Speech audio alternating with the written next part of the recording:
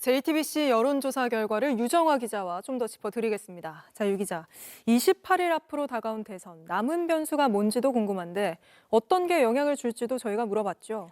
네, 이번 대선에서 가장 큰 영향을 줄 요인이 무엇이라고 생각하는지 물었습니다. 네. 그랬더니 34%, 그러니까 3명 중 1명이 이재명 후보의 대법원 판결을 꼽았습니다.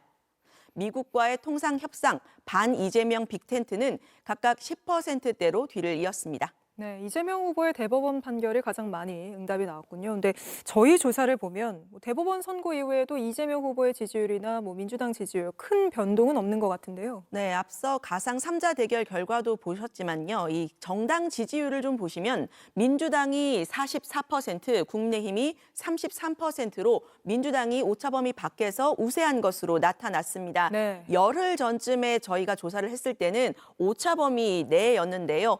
이재명 후보의 대법 선고 이후에도 민주당 지지율은 떨어지지 않았고 오히려 국민의힘 지지율이 2%포인트 하락하면서 격차가 벌어진 겁니다. 네. 같은 시기에 국민의힘은 이 대선 후보를 확정지었는데 경선으로 인한 컨벤션 효과는 사실상 없었던 것으로 풀이됩니다. 오히려 한덕수 후보와의 단일화 이슈로 경선 직후부터 잡음을 내고 있는 상황인데요.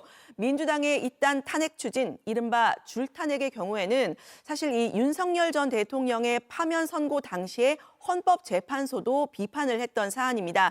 이걸 견제할 동력을 이 보수 진영에서 만들어내지 못하고 있는 그런 상황으로 풀이가 됩니다.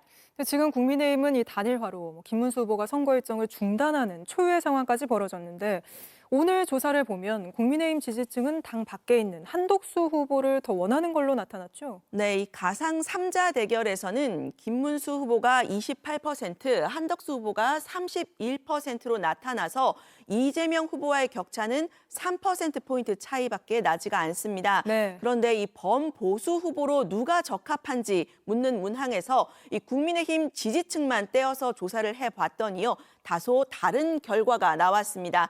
한 후보가 57%, 김 후보가 30%로 27%포인트나 차이가 나는 건데요. 그러니까 이 국민의힘 지지자들이 오히려 이 당 밖에 있는 한덕수 후보를 더 원하는 것으로 풀이가 되는데 당 지도부가 자당 후보로 선출된 김 후보에게 단일화를 압박하고 김 후보는 반발하고 있는 이런 상황과 무관치 않아 보입니다.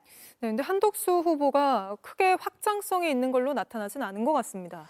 네, 이 가상 3자 대결에서 이재명 후보는 김문수, 한덕수 후보 누가 오든 48%로 지금 나타나고 있죠. 네. 한 후보와의 격차가 더 작기는 하지만 이 후보의 지지율에는 영향을 미치지 못하는 것으로 나타난 겁니다. 이 3자 대결 결과를 좀 더 자세히 들여다봤더니요. 한덕수 후보로 단일화될 경우 국민의힘 지지자라고 밝힌 응답자의 82%가 결집했습니다. 네. 김문수 후보로 단일화될 경우에는 77%가 결집을 했는데 한 후보가 더 결집도가 높은 겁니다.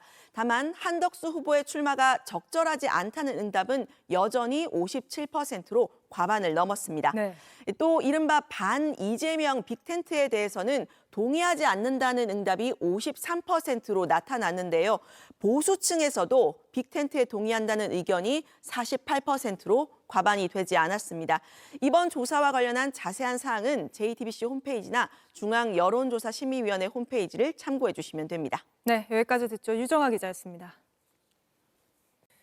JTBC 뉴스를 시청해 주셔서 고맙습니다. 저희는 저녁 6시 30분 뉴스룸에서 뵙겠습니다.